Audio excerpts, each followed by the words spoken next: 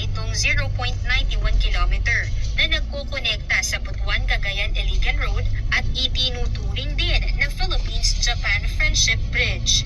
Natapos ito noong 2007 lamang at isang proyektong pinuntuhan ng Japan Bank para sa international cooperation para sa mga tao sa Butuan.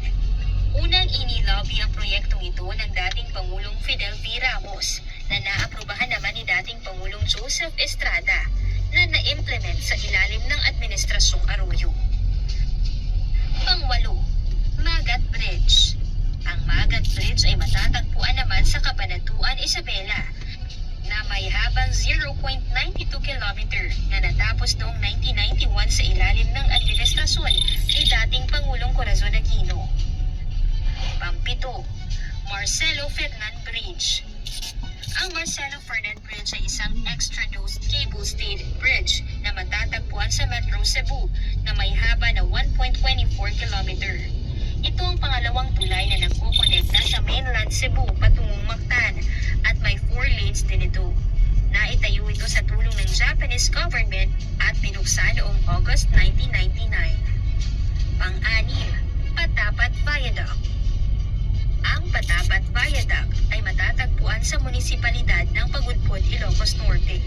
Nakaangat ito ng 31 meter over sea level at may habang 1.3 kilometer na nagkukonekta sa Maharlika Highway mula Ilocos Region to Cagayan Valley. Isa ito sa most scenic at photographed destination sa probinsya. Ang konkretong coastal bridge na ito ay may 2 lanes. Natapos ito noong October 1986.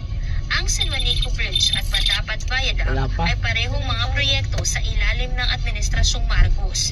Kaya nga, may pagkakahalintulad din ang dalawang ito. Hindi na naipasok. Pang-5, Bunton Bridge. Ang Bunton Bridge ay may habang 1.36 kilometer na nagkukonekta mula Tuguegarao papuntang Solana, Cagayan na tumatawid naman sa Cagayan River. Huwag tinaguri ang largest river basin sa bansa.